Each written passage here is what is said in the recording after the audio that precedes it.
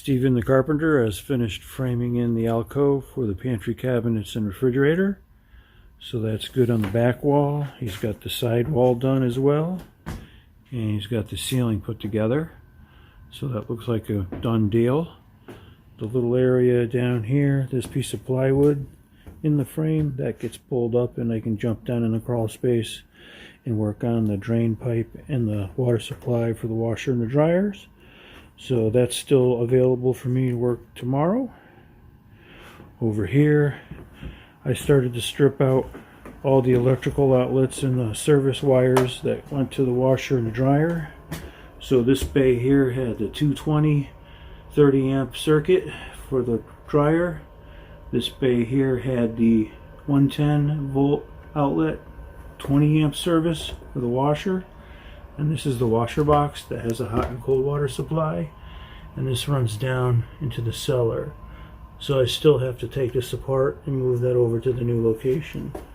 So this wall will become the back of the shower. I'll have to take some more of this sheetrock off, build up a curb and put the subfloor down. Over here, Steve started putting the subfloor down on top of the planks. He's got these pieces fitted and he still has to cut some little chunks to fit in the ends. One there, one over there, and one right here.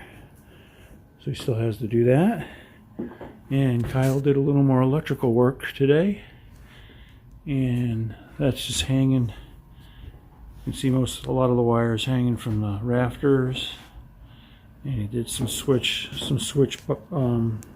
legs as well. And he's got this one over here behind a ladder. This is going to control the lights that go to Peninsula and the lighting for the den in front of it. So making some good headway here. Before long, we're going to start seeing insulation and sheetrock on these walls as well. And then the cabinets will be here at the end of the month. And then Steve will start putting those in. And he still has to frame in this wall right here. And there's some plumbing work I have to work on here.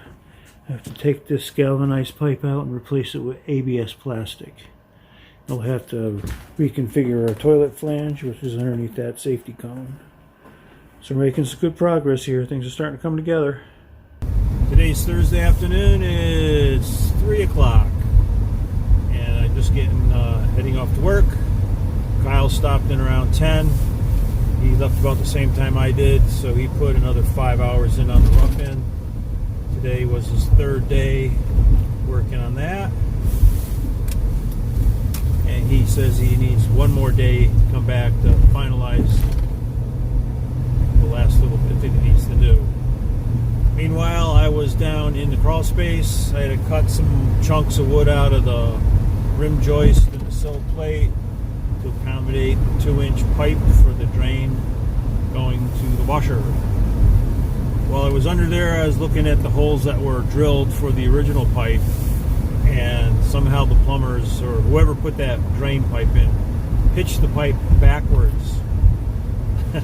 So it's supposed to be a downhill run with any pipe, so the water can naturally flow through gravity to the lowest spot in the system. This pipe was pitched backwards. So that's why my mom had troubles when she used it years ago. The pipe just wasn't going in the right direction to work right. So I had to cut quite a bit of material out of the sill plate and the rim joist in order to get the pipe in against the wall and get the proper pitch. So I dry fit everything today. I didn't glue any of it because I wanted to, have a night to rest and relax and come back and just double check everything before I glue it tomorrow. So didn't want to be hasty. So that's all we got done today. Steve stopped in and accommodated some of the structural work that Kyle needed to fasten some of his boxes. So he was there to do that, in case we had any hiccups. So that's all taken care of. So it was me, Steve, and Kyle working today. So the work ahead. Well, I'm going to finish up the drain pipe tomorrow. Of course, I have some errands to run in the morning, so I'll get to that later in the afternoon. And this weekend I need to backfill the joist bay where I did the plumbing and put some insulation in there and get that all buttoned up.